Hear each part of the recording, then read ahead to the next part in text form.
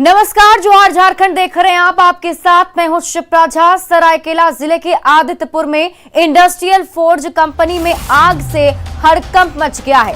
Company के forge unit में आग लगने के बाद अफरा तफरी मच गया।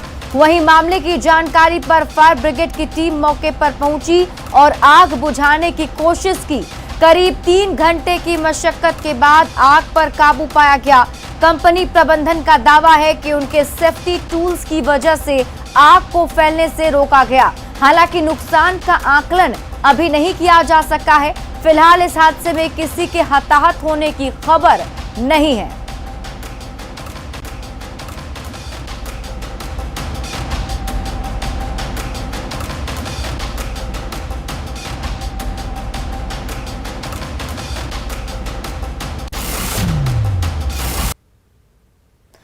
तो सरायकेला से खबर आपको बता रहे हैं, इंडस्ट्रियल फोर्ज कंपनी में आग लगी है और वहां की एक्सक्लूसिव तस्वीर हम आपको दिखा रहे हैं। देखिए, कंपनी में अचानक से आग लग गई। करीब 3 घंटे बाद आग पर किसी तरीके से काबू पाया जा सका। आप धुएं के गुब्बार को देखकर समझ सकते हैं किस तरीके से वहां पर आग लगी होगी। पाइपलाइन में लीकेज से आग लगी है, ये अभी शुरुआती जानकारी निकलकर सामने आ रही है। और अचानक से आग लगने से अफरा तफरी का माहौल बन गया। हालांकि गनीमत यह है कि कोई भी इसमें हताहत नहीं हुआ है। जब आग लगी थी तो उस वक्त कंपनी के अंदर कोई मौजूद नहीं था। 3 घंटे की कड़ी मशक्कत के बाद आग पर किसी तरीके से काबू पाया जा सका है। तस्वीरें हम आपको घटनास्थल की भी दिखा रहे हैं। फोर्ज कंपनी में आग लगी है। बताया जा रहा है कि लीकेज की वजह से ये आग लगी इंडस्ट्रियल फोर्ज कंपनी के अंदर। और अभी जो तस्वीर हम आपको दिखा रहे हैं, देखिए, अभी फिलहाल 3 घंटे की मशक्कत के बाद आग पर काबू पा लिया गया है। लेकिन फिर भी जो माहौल है उसी तरीके से अफरा तफरी का मौके पर बना हुआ है। फायर फर्नेस चलती है जिससे हम फोर्जिंग का काम करते हैं। हमारा यहाँ पर ये एक यूनिट में उसमें जो तेल का टैंक का जो पाइप है उससे अचानक लीकेज का चलते आग लग गई थी। पूरा इंतजामात है। आप ऑयल को आग लगाने के लिए जो हमारा पास जितना भी अग्निशमन का जो हमारा सामान है उससे हम लोग आग को एक जगह बढ़ने नहीं दिए, एक जगह रेस्टोर मतलब संभाल कर रखें। फिर आग लगने से अग्निशमन को बुलाया गया और वो लोग आके उनको बुता दिया। धनबाद के महुदा में अवैध खनन में चाल धंसने से 2 लोगों की दबने से मौत हो गई, जिसके बाद लोगों ने आनन फानन में शव को दफना दिया। वहीं घटना के दूसरे दिन घटनास्थल पर सन्नाटा पसरा हुआ है। जिस बच्ची की हादसे में मौत हुई है उसकी टोकरी अब भी वहीं पड़ी है। आपको बता दें कि कल चाल धंसने से यहां 14 साल की बच्ची और एक युवक की मौत हो गई थी। मौके से ज्यादा जानकारी दे रहे हैं हमारे सहयोगी संजय गुप्ता। जिले के महुदा थाना क्षेत्र लोहपिट्टी ग्वालापट्टी में खान दुर्घटना हुई थी। अभी हम उसी जगह पर हैं। आपको हम दिखाते हैं कि इस तरह के रास्ते से जाते हुए किस तरीके से लोग अपने जान को जोखिम में डालते हुए इस जगह पे आते हैं। जिस रास्ते से हम आए हैं वह रास्ता इतना दुर्गम है कि 2 पहिया वाहन भी आना बहुत मुश्किल है। ऐसे में इन जगहों पर ट्रकों और पिकअपों के माध्यम से अवैध कोयले की ढुलाई, अवैध कारोबारी करवाते हैं। सबसे बड़ा सवाल है कि नाबालिग जो बच्चे होते हैं उनको भी इस काम में लगाया जाता है। जहां भी आपकी नजर जाएगी इस तरफ आपके कोयले के एक बड़े छोटे टीले दिखेंगे। तो आप देख सकते हैं कि इसी जगह पर कल जो है सो चाल धंसी थी और जिसमें 2 लोगों की मौत हुई थी, जिसमें एक मासूम बच्ची हुई थी। फिलहाल इस मुहाने को बंद करा दिया गया है पुलिस के द्वारा। आनंद फानन में बताया ये भी जा रहा है जिन 2 लोगों की मौत हुई थी उनको शव को पुलिस अपने कब्जे में लेने के प्रयास की, लेकिन फिलहाल उनके परिजनों ने उन शवों को दफना दिया है। और इसी स्थान पर दोनों लोगों की मौत हुई है। जेसीबी के माध्यम से मिट्टी तो भराई कर दी गई है, लेकिन यह मुहाना कब तक बंद रहेगा ये अपने आप में एक बड़ा सवाल है। ऐसे में जरूरत है प्रशासन को कि हम किसी तरीके से इस अवैध कारोबार को ना चलने दें। लेकिन संभव ये तब है जब पुलिस पूरी सतर्कता से इस कारोबार को बंद करने की सोच रखे। संजय गुप्ता, न्यूज 18, धनबाद। गिरिडीह जिले के देवरी प्रखंड में दर्जनों अवैध आरा मिल का संचालन हो रहा है। हालांकि इन पर किसी भी तरह की कार्रवाई नहीं होती है। ये सभी आरा मिल प्रखंड मुख्यालय के सुदूरवर्ती गांव में स्थित होती है, जहां पर लोगों को पहुंच पाना भी बहुत ही मुश्किल होता है। जंगली एरिया में अवैध आरा मिलों को चलाए जा रहे हैं ताकि पेड़ों की आसानी से कटाई हो सके और लकड़ी कम भाव में तुरंत उपलब्ध हो सके। अवैध आरा मिल संचालक इन सभी लकड़ियों को कटाई छटाई करने के बाद मोटी रकम में बाजारों में बेच देते हैं, जिसके बाद पलंग, कुर्सी और फर्नीचर वगैरह बनाया जाता है और उसे मोटी रकम में बेचा जाता है। इन दिनों गिरिडीह जिले में अवैध आरा मिलों का संचालन धड़ल्ले से हो रहा है। सैकड़ों आरा मिल का संचालन हो रहा है। आपको बता दें कि इस वक्त हम मौजूद हैं देवरी प्रखंड के अंतर्गत आने वाले पिपरा में, जहां पर 5 से अधिक आरा मिलों का संचालन हो रहा है। और ये सबसे बड़ी वजह है कि जो पेड़ों की कटाई हो रही है, जंगलों की कटाई हो रही है, उसके लिए ये आरा मिल काल बनते जा रहा है। आपको मैं तस्वीरों के माध्यम से दिखाना चाहूँगा कि किस तरह से आरा मिल का संचालन होता है जंगलों के बगल में, और इस तरह के जो अवैध आरा मिल हैं संचालन होते हैं और पेड़ों की कटाई धड़ल्ले से होती है और घरों में इस तरह से इंस्टॉल करके रखा जाता है ताकि जो पेड़ों की कटाई है वो लगातार जारी रहता है। तो आप देखिए कि किस तरह से लगातार घरों में इस तरह के जो आरा मिल हैं अवैध तरीके से इंस्टॉल करके रखा जाता है। साइड एरिया में है, जंगली एरिया में है, ताकि अधिकारी भी नहीं पहुंच पाते हैं। लेकिन यहाँ के लोगों का कहना है कि जो वनरक्षी है, सिपाही हैं, उन लोगों का यहाँ से आना जाना लगातार लगा रहता है और जो इन लोगों का पैसा बंधा रहता है वो पैसा भी उन लोगों को मिलता है और परिणाम स्वरूप जो आरा मिल है ये लगातार अवैध तरीके से चलता ही रहता है। तो ये मिल के बारे में क्या बोल रहे हैं आप? मिल बंद है सर। अच्छा, ये अच्छा कब से चल रहा है ये? मिल भी 6 महीने से नहीं चल रहा है। 6 महीने से नहीं चल रहा है। तो लकड़ी उकड़ी तो रखा है बहुत, तो रखल है नहर पे से लकड़ी ना हल। लेकिन पेड़ों की कटाई की वजह से जंगल साफ हो रहे हैं, जिसका दुष्परिणाम पर्यावरण पर पड़ रहा है। गिरिडीह से न्यूज़ 18 के लिए मैं एजाज अहमद। कोडरमा जिले के मरकच्चो में सरस्वती पूजा के विसर्जन के दौरान हुए 2 गुटों के बीच झड़प और हजारीबाग जिले के बरही में एक किशोर की मृत्यु के बाद सरकार के निर्देशानुसार उत्तरी छोटा नागपुर प्रमंडल के जिलों में इंटरनेट सेवा बंद कर दी गई थी ताकि किसी प्रकार की अफवाहों के प्रसार पर रोक लगाया जा सके। इंटरनेट सेवा बंद होने की वजह से वर्क फ्रॉम होम कर रहे और ऑनलाइन पढ़ाई करने वाले बच्चों की परेशानी बढ़ गई है। वहीं डिजिटल पेमेंट नहीं होने से दुकानदार भी परेशान है। ऐसे में कोडरमा रेलवे स्टेशन पर रेल वायर के फ्री वाईफाई इंटरनेट सेवा ही एकमात्र जरिया लोगों को मिला है, जिसकी मदद से वर्क फ्रॉम होम और बच्चे अपनी ऑनलाइन स्टडी मटेरियल डाउनलोड करते दिखे। हमारे दुकान पे कस्टमर जो आते हैं उनको ऑनलाइन पेमेंट ज़्यादा होता है। वो आते हैं कस्टमर, लेकिन नेट नहीं होने के कारण ऑनलाइन पेमेंट बंद हो गया और उससे दुकानदारी पे खासा असर पड़ रहा है। दुकानदारी बंद है और बड़े ग्राहक को परेशानी हो रही है। ज़्यादा प्रॉब्लम पढ़ाई की हो रही है। काफ़ी स्टडी मटेरियल डाउनलोड करने होते हैं, क्लासेस होते हैं जो कि नहीं हो पा रहे हैं, और फिर और भी कुछ काम होते हैं। लाइक गूगल का बहुत काम यूज़ होता है, यूट्यूब वगैरह डाउट्स रहते हैं तो क्लियर करने होते हैं। वो सब में काफ़ी प्रॉब्लम्स आ रही है। परेशानी हो रहा था स्टडी मटेरियल डाउनलोड करने में, तो पता चला कि दोस्त ने फोन पर बताया कि स्टेशन पे चल रहा है, तो हम बच्चे लोग को लेकर के यहाँ आ गए। सारे बच्चे हमारे हैं यहाँ पे अपना स्टडी मटेरियल डाउनलोड कर रहे हैं। ठीक है, कुछ फाइल्स वगैरह डाउनलोड करना था वो सारे कर रहे हैं और कुछ देर बाद हम लोग यहाँ से चले जाएंगे। और ये परेशानी हो रही है कि जब हम लोग जरूरत पड़ेगा हम लोग यहाँ पे आना पड़ेगा, तो नेट से वो बंद हो जाएगा। जामताड़ा में सरस्वती की प्रतिमा विसर्जन के तीसरे दिन भी 2 गुटों में झड़प की खबर सामने आई। नारायणपुर के लखनऊ-डीह मोड़ के पास जब मां सरस्वती की प्रतिमा विसर्जन के लिए जा रही थी, तभी दूसरे गुट ने पत्थरबाजी शुरू कर दी। दोनों गुट के बीच तनातनी इतना बढ़ गया कि पुलिस को मौके पर पहुंचना पड़ा। पुलिस ने दोनों गुटों से बात की और विसर्जन को संपन्न कराया। इससे पहले रविवार को कर्माटांड और सोमवार को नारायणपुर में प्रतिमा विसर्जन को लेकर विवाद हुआ था।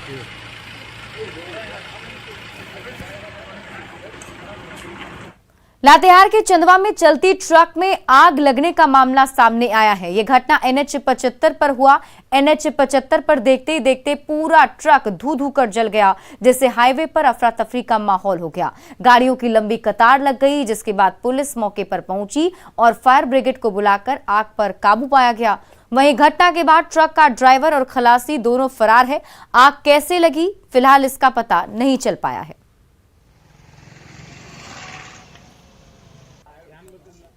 झारखंड में अब भोक्ता और पुराण जाति अनुसूचित जनजाति में शामिल होंगे। आजसू ने इस फैसले का स्वागत करते हुए कहा कि सालों पुरानी इस मांग को अब पूरा किया जा रहा है। टीएसी के मुद्दे पर आजसू के केंद्रीय प्रवक्ता देवशरण भगत ने कहा कि राज्य सरकार ने राजभवन के संवैधानिक अधिकार को सीमित करने का प्रयास किया था, जो कहीं से भी सही नहीं है। हम तो ये कहेंगे कि जो वर्षों की मांग है वो पूरा हुई है। और भी बहुत सारे जातियां हैं जो अपनी मांगों को लेकर आवाज़ बुलंद करते रहे हैं, क्योंकि टीएसी का गठन गवर्नर के माध्यम से होता है। गवर्नर ही नॉमिनेट करते थे सदस्य, लेकिन वर्तमान सरकार ने गवर्नर के उस कॉन्स्टिट्यूशनल राइट को हटा करके इसको एक विभाग की तरह बना दिया था। तो स्वाभाविक रूप से इस पे गवर्नर या राष्ट्रपति के द्वारा जो भेजा गया है रिपोर्ट, उस पर राज्य सरकार से पूछा गया है। दिल्ली में राहुल गांधी के साथ कांग्रेसी विधायकों की बैठक में कॉमन मिनिमम प्रोग्राम के साथ आगे बढ़ने के निर्देश दिए गए। इस पर जेएमएम ने कहा कि पार्टी को इससे ऐतराज नहीं है। गठबंधन दलों में मुद्दों को लेकर आपस में समझौता और संवाद होना चाहिए, तभी गठबंधन मजबूती से आगे बढ़ेगा। गठबंधन की सरकार है, मिनिमम प्रोग्राम जो बनता है कॉमन प्रोग्राम, निश्चित रूप से उसमें हमारी सरकार को, हमारी दल को कोई आपत्ति नहीं है। मिलजुल कर पूरी सहमति से, सबकी सहमति से सरकार चलेगी तो अच्छी चलेगी, लंबी चलेगी। कोई हठधर्मिता की सरकार नहीं है, तो ये बहुत बड़ी बात है और ये अच्छी पहल है। कांग्रेस के आला नेता की अध्यक्षता में बैठक हुई है। मुझे लगता है कि इससे गठबंधन को और मजबूती मिलेगी। बीजेपी विधायक सीपी सिंह ने राज्य सरकार पर गंभीर आरोप लगाए और कहा कि सरकार सिर्फ खाली खजाने का रोना रोती है, जबकि उनके मंत्री और विधायक लाखों की गाड़ियां खरीदते हैं। राज्य में लॉ एंड ऑर्डर की स्थिति काफी खराब है। वहीं आजसू ने भी हेमंत सरकार पर सवाल उठाए हैं, जबकि जेएमएम ने सरकार का बचाव किया है। झारखंड के अंदर लॉ एंड ऑर्डर की स्थिति इतनी बेहद खराब है। जो पैसे केंद्र से आते हैं, जो यहाँ के खजाना होते हैं, उसका सही सदुपयोग नहीं हो रहा है, बल्कि उसका दुरुपयोग हो रहा है। उदाहरण के लिए मैं बता रहा हूँ कि मंत्रियों के लिए फॉर्च्यूनर कार हो सकती है, लेकिन छोटे छोटे विकास योजनाएं के लिए पैसा इनके पास नहीं होता है और खजाना खाली होने का रोना रोते हैं। तो ऐसे स्थिति में भारतीय जनता पार्टी एक सशक्त विपक्ष होने के नाते झारखंड की एक 103 करोड़ की जनता के हितों की रक्षा के लिए निश्चित रूप से आंदोलन भी करेगी। यहाँ पे संसाधनों को लूट को लेकर एक माफिया की तरह एक संरचना बन गई है पूरे राज्य में, चाहे वो कोयला हो, बालू हो, पत्थर हो, इन सब को लेके, ज़मीन हो, इन सब को लेके एक माफिया का, एक लॉलेसनेस का, एक मैंने क्या बोले, कानून व्यवस्था का एक प्रश्न तो खड़ा हुआ ही है। एक संवेदनशील मुख्यमंत्री, एक लोकप्रिय मुख्यमंत्री, कुछ कर गुजरने की तमन्ना लेकर जो सत्तासीन हुआ, झारखंड और झारखंडियों के लिए बेहतरी का काम कर रहा हो, और उसे घेरने में क्या इन लोगों को कितनी परेशानी हो रही है, अब देखिए अंदाजा स्पष्ट लग जाएगा। दिल्ली में बैठक हो रही है, बड़े आला नेता की अध्यक्षता में, सभी लोग एकजुटे हैं, क्या होगा। राज्य में कोरोना महामारी के कम होते रफ्तार को देखते हुए राज्य सरकार ने विभिन्न क्षेत्रों के साथ साथ खेल में छूट देने का निर्देश जारी किया है। खेल विभाग ने निर्देश जारी करते हुए खेल स्टेडियमों को कोरोना प्रोटोकॉल के तहत खोलने का निर्देश जारी कर दिया है। ऐसे में पिछले 2 सालों से घर में ऑनलाइन प्रशिक्षण ले रहे खिलाड़ी अब स्पोर्ट्स अकेडमी में जाकर ऑफलाइन प्रैक्टिस कर सकेंगे। इसे लेकर अधिक जानकारी दे रही हैं हमारी सहयोगी कोमल बहल। समय से झारखंड के स्पोर्ट्स एकेडमीज जो थे वो बंद पड़े थे, जिसकी वजह से खिलाड़ियों को काफ़ी दिक्कतों का सामना करना पड़ता था, खास करके ग्रामीण तबके से आने वाले खिलाड़ी जो कि स्पोर्ट्स एकेडमी में रह करके ही अपनी तैयारियां करते थे राष्ट्रीय और अंतर्राष्ट्रीय स्तर पर जाने के लिए। ऐसे में पिछले 2 सालों से जो है वो तैयारियां नहीं कर पा रहे थे, स्पोर्ट्स की प्रैक्टिस नहीं कर पा रहे थे। ऐसे में उन्हें काफ़ी दिक्कतों का सामना करना पड़ रहा था। हालांकि कोरोना की जो रफ्तार है वो धीमी पड़ गई है। इस बीच जो है खेल विभाग ने आदेश जारी कर दिया है कि जितने भी स्पोर्ट्स एकेडमीज है उन्हें दोबारा से कोरोना प्रोटोकॉल को ध्यान में रखते हुए शुरू कर दिया जाए। तो ऐसे में सूत्रों के हवाले से हमें पता चला है कि जो खिलाड़ी है उनके आने का सिलसिला जो है वो शुरू हो गया और वो दोबारा से अपनी जो प्रैक्टिस है उन्होंने शुरू कर दी है। कैमरा पर्सन अमित के साथ कोमल बहल, न्यूज़ 18 रांची। जूनियर भारतीय पुरुष हॉकी टीम के राष्ट्रीय कैंप के लिए झारखंड के 3 खिलाड़ियों का चयन किया गया है। 14 फरवरी से 31 मार्च तक बेंगलुरु में आयोजित जूनियर भारतीय पुरुष हॉकी टीम के राष्ट्रीय कैंप के लिए असीम तिर्की और डेनिस किरकिट्टा सिमडेगा जिला के हैं, जबकि बिरसा ओडिया खूंटी जिले के हैं। तीनों खिलाड़ियों का इंडिया कैंप में चयन होने पर हॉकी झारखंड ने खुशी जताई है।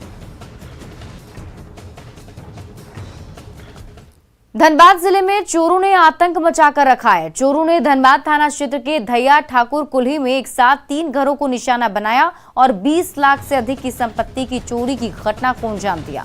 घटना के संबंध में बताया जाता है कि धैया के ठाकुर कुल्ही के 2 मंजिला भवन में मकान मालिक समेत 2 किराएदार रहते हैं। तीनों घर में ताला लगा हुआ था और घर के मालिक कहीं बाहर गए हुए थे। इस दौरान घर के सभी कमरों में लगे हुए ताले को तोड़कर चोरों ने पूरे आराम से ताला तोड़कर घर में घुसे और चोरी की घटना को अंजाम दिया। साथ ही चोरों ने घर में रखे काजू, किशमिश और बादाम का भी आराम से बैठकर खाया। वहाँ से आए तो यहाँ की स्थिति जो अभी देखा आपने तो देख ही लिया। कितने घर में हुई है चोरी? 3 घर में।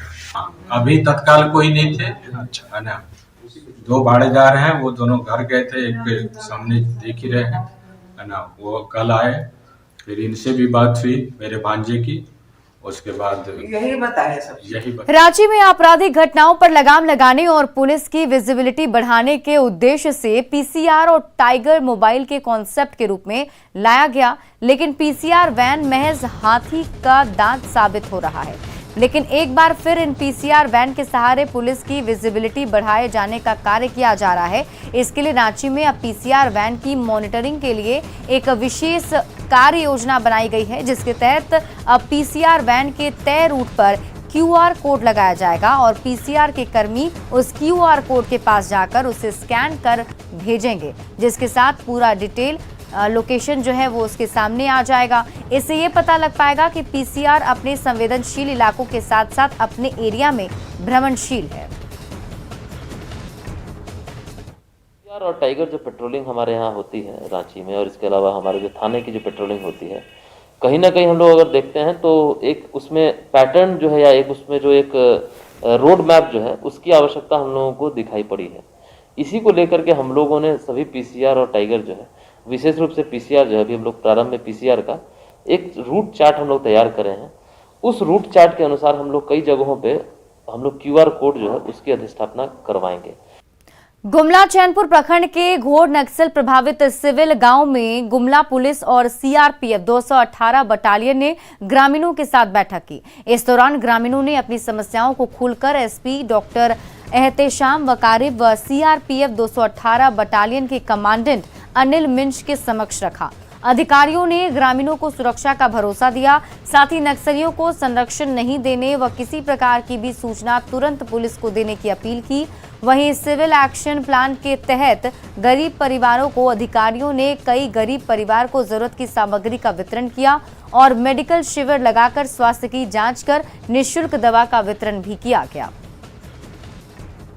एक लिबरेटेड जोन था माओवादियों का, और हमें याद है कि 2020 में हम यहाँ आए थे एक सिविक एक्शन प्रोग्राम लेकर के। तो उस समय बहुत ही मुश्किल से 40-50 लोग इकट्ठे हुए थे, बूढ़े लोग, और हम जितना सामान लेके आए थे उतना बांट भी नहीं पाए थे। और आज 222 का ये फरवरी महीना है। एक साल में जो चेंजेस देख रहे हैं यहाँ पर, हज़ारों की संख्या में गांववासी, आसपास के भी दूर दूर तक, डुमरी तक के जो यहाँ के गाँववासी है वो लोग आ गए, कुरुमगढ़ तक के लोग आ गए हैं।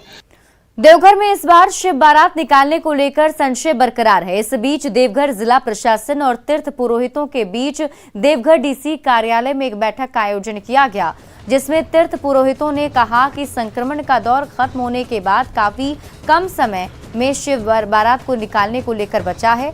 ऐसे में इतने कम समय में शिव बारात संभव नहीं है। हालांकि इसका फैसला शिव बारात समिति लेगी। इधर देवघर डीसी और देवघर एसपी ने जानकारी देते हुए कहा कि पूरी सुरक्षा व्यवस्था के बीच शिवरात्रि को संपन्न कराया जाएगा। और सुरक्षा, चिकित्सा, इन सभी विषयों पर चर्चा हुई और हम लोग इस बार आने वाले श्रद्धालुओं को बेहतर फील देंगे। काफी कम समय रह गया है सर शिवरात्रि में, ऐसे में कैसे इसको कोई टास्क देके काम कीजिएगा? बहुत सारा काम तो चल भी रहा है और बहुत सारा काम जो बचा हुआ है उसको सही समय पर पूरा कर दिया जाएगा। मार्च को महाशिवरात्रि जो है उसी को संबंध में हम लोगों ने एक समन्वय बैठक पंडा धर्मरक्षी सभा और तमाम पदाधिकारियों के साथ हम लोगों ने किया है। और इस बार खासकर शीघ्र दर्शन के संबंध में हम लोगों ने विस्तार से चर्चा किया है और आपस में सहमति बनाई कि सुबह 6 बजे से शीघ्र दर्शन हम लोग शुरू करें। व्यवस्था जो पूर्व में थी उसी परिपाटी को जारी रखते हुए हम लोग कोशिश करेंगे कि जो भी श्रद्धालु आ रहे हैं उनको उनकी सुरक्षा और संरक्षा पूर्ण रूप से सुनिश्चित हो और बल व्यवस्थापन पूर्व से अधिक किया जाएगा। लोहरदगा में वाहन चेकिंग के दौरान एक बस से 10 मजदूरों को उतारा गया। ये मजदूर रोजगार की तलाश में बिहार जा रहे थे। लेबर डिपार्टमेंट का कहना है कि पहले सभी मजदूरों का श्रम कार्ड बनेगा और जो योजना का लाभ नहीं मिल रहा उसे भी दिया जाएगा, जबकि मजदूरों का कहना है कि उन्हें झारखंड में रोजगार नहीं मिल रहा है, इसलिए वे दूसरे राज्य में पलायन करने को मजबूर हैं।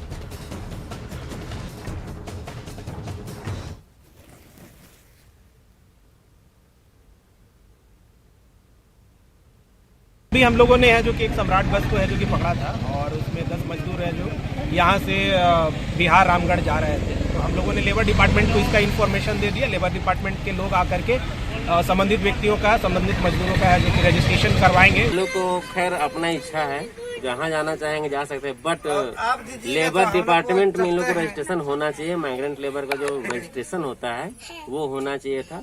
उनके थ्रू जो भी लाभ इन लोग को मिलना है सरकारी, वो सारा कुछ मिलेगा इन लोग को। बट जब तक लेबर डिपार्टमेंट को पता नहीं रहेगा कि कौन लोग हैं, कहाँ के हैं, कहाँ जा रहे हैं, क्या कर रहे हैं, इन लोग को रजिस्ट्रेशन है कि नहीं, तो कैसे है कोई भी कुछ करेगा। यहाँ कमाते हैं तो यहाँ का मैंने पुकटी खर्चा भर होता है और वहाँ कमाएंगे तो क्या करेंगे। 6 महीना में खाना खुराक भी चलेगा और पुकटी कमा के भी आएंगे 6 महीना के लिए बरसात में। और फिलहाल इस बुलेटिन में अभी के लिए बस इतना ही, लेकिन न्यूज़ 18 बिहार झारखंड पर खबरों का सिलसिला लगातार जारी है।